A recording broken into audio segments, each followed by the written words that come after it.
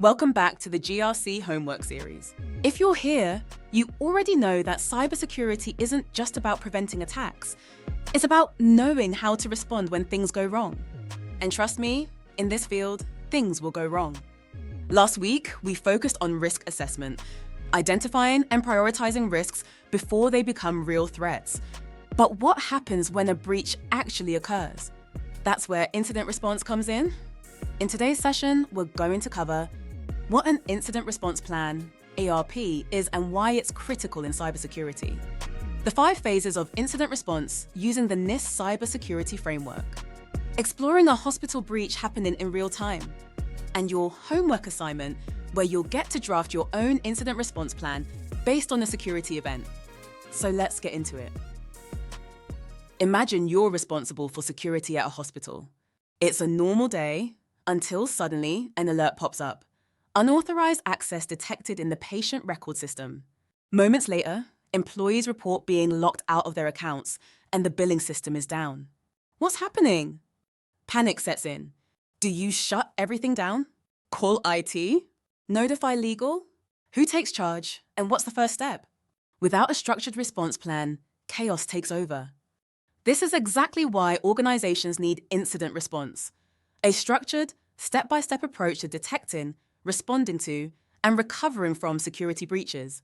A well-planned IR strategy can mean the difference between a contained incident and a full-blown crisis that results in lawsuits, fines, and reputational damage. Let's walk through how a cybersecurity incident is handled step by step.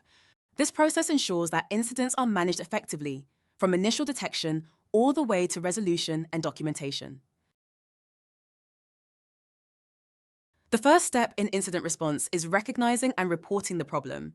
Security incidents can be detected in different ways, through automated monitoring tools, employee reports, or external notifications. Think of this as calling 911 for a cyber emergency. Whether an alert comes from a security event management, CEM system, or an employee reporting a phishing email, the incident must be logged immediately. For example, a hospital firewall detects unusual outbound traffic from its billing system. The CEM tool flags this as a potential breach, and the security team registers the incident in the system for investigation. Once an incident is reported, it needs to be categorized based on its impact and severity. Not all security issues require the same level of response. For example, a forgotten password is a minor issue, while ransomware locking up patient data is a critical incident requiring an immediate response. For example, categorization levels. Low, employee forgot password, simple fix. Medium, suspicious login attempt from a new location. High, malware detected but contained. Critical, ransomware attack shutting down hospital operations. Categorizing incidents helps prioritize response efforts so that critical threats don't get lost in a sea of minor security issues. Now that the severity is determined, the incident is assigned to the appropriate team. This ensures that the right experts handle the issue efficiently. Who handles what? IT help desk handles password resets, login issues. Security analysts handles malware analysis, network intrusion. Incident response team handles data breaches, ransomware attacks. Legal and compliance handles GDPR, HIPAA violations. For example, if a phishing attack successfully compromises an employee's account, the security team takes over. They investigate the extent of the breach, contain it, and notify compliance if sensitive data is at risk. At this stage, investigators analyze logs, check system vulnerabilities, and assess potential damage. The goal is to understand: how did the attacker get in? What systems were compromised? Is the attack still ongoing? For example, during diagnosis, the team discovers that a compromised admin account was used to disable multi-factor authentication, MFA, and gain deeper network access. Now, the focus shifts to containing the attack before more damage is done. Once the attack is understood, the security team takes action to eliminate the threat and restore operations. Resolution steps might include blocking malicious IP addresses, resetting compromised credentials, restoring affected systems from backups, installing security patches to prevent re-entry. In the hospital scenario, the team shuts down unauthorized access, resets credentials, restores patient records from backups, and ensures that MFA is re-enabled to prevent future incidents. Even after the incident is resolved, the work isn't over. The final step is documenting everything: what happened, how it was fixed, and what steps can prevent it from happening again. Key takeaways from the incident. Did the response team follow the right steps? Were security policies effective, or do they need updating? Should employees receive additional training to prevent future incidents? After a ransomware attack, a company realizes that employees fell for a phishing email. Moving forward, they implement regular security awareness training and email filtering tools to reduce future risks. So that's incident response, a structured, step-by-step approach to handling security threats. Without a process like this, organizations would be scrambling to react in the middle of a crisis. Next, we'll apply this process so you can see these steps in action. So you're at work. It's a normal day, until suddenly you get an alert on your dashboard. The firewall has detected unusual outbound network activity from the billing system. At the same time, employees are reporting being locked out of their accounts. What would be your first move? First, we need to confirm, is this an actual breach?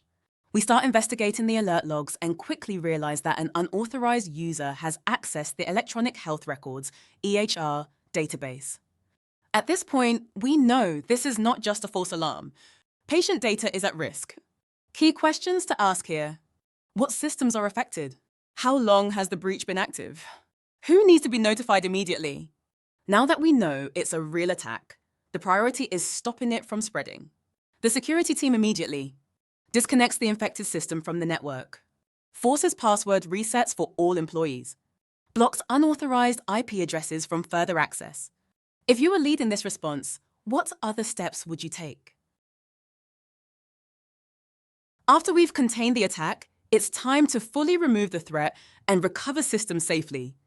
We conduct a full forensic investigation and find that attackers got in through a phishing attack that stole employee credentials. To fix this, we wipe and reinstall affected systems, strengthen access controls and enforce multi-factor authentication (MFA), restore hospital records from a secure backup to ensure no data was lost. Once the crisis is over, the real work begins. We analyze what went wrong and how to prevent it from happening again. What failed? No MFA on critical systems. Weak phishing awareness training for employees. What we change going forward. Enforce MFA on all accounts. Run phishing simulations to train employees. Improve network monitoring to detect future threats faster. What other lessons should this hospital take from the breach? Now that we've walked through a full incident response plan, let's see if you can apply it.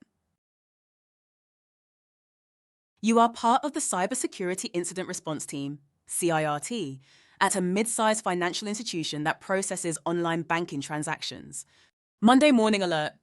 Your Security Information and Event Management (SIEM) system detects multiple failed login attempts from foreign IP addresses targeting executive-level accounts. Within the next hour, the CFO's email account is accessed from an unrecognized device. Large wire transfers are initiated to offshore accounts. Employees report receiving phishing emails from the CFO requesting financial reports. At first glance, it appears that attackers have compromised a high-level account and are actively attempting to commit fraud. Using the Incident Response Plan template, outline how you would detect, contain, eradicate, and recover from this attack. Step 1, registration. How was the incident reported? Step 2, categorization. What type of security incident is this? What's the impact level? Step 3, assignment. Which teams are responsible for handling this breach? Step 4, diagnosis. How do you investigate? What logs do you check? Step 5, resolution. What actions must be taken immediately? Step 6, closure. How do you document and prevent this from happening again? All right, now that we've broken down the incident response process, it's time to put your skills to the test. This isn't just theory. This is exactly how cybersecurity teams handle real incidents. Let's walk through how you'll approach this assignment step by step. Imagine you're part of a financial institution's Cybersecurity Incident Response Team, CIRT. A security breach has just been detected. Executive accounts are being targeted, unauthorized transactions are happening, and phishing emails are spreading internally. It's your job to investigate, respond, and prevent further damage. First, you'll use the provided documents: SIEM logs, a phishing email sample, and an incident report for the investigation. These are your clues. Pay close attention to the details: who accessed what, when, and how. Now that you have your data, it's time to determine the attack vector, scope, and response strategy. Ask yourself, how did the attackers get in? What systems were compromised? What immediate action needs to be taken? Did this start with credential theft? Was there an overlooked security gap? Your job is to connect the dots and figure out exactly how this breach unfolded. Next, it's time to fill out the incident response plan template step by step. Just like in a real security event, you'll document your findings and actions covering how the incident was detected and classified, the containment and mitigation steps taken, the recovery process, and long-term security improvements. This document is your official response report, something you can add to your personal portfolio to showcase your skills in handling security incidents. Once you've completed the plan, take a step back. What did you learn? Would you have done anything differently? If you'd like, share your insights and approach in the comments. Let's compare strategies and build on each other's knowledge. These exercises will set you apart. So, take your time, analyze the data, fill out the plan, and most importantly, think like an incident response professional. Let's see how you'd handle a financial institution breach. Ready, set, respond! That's it for this week's GRC Study Hall. You've just completed a risk assessment. If you enjoyed this, hit like, subscribe, and join us next week.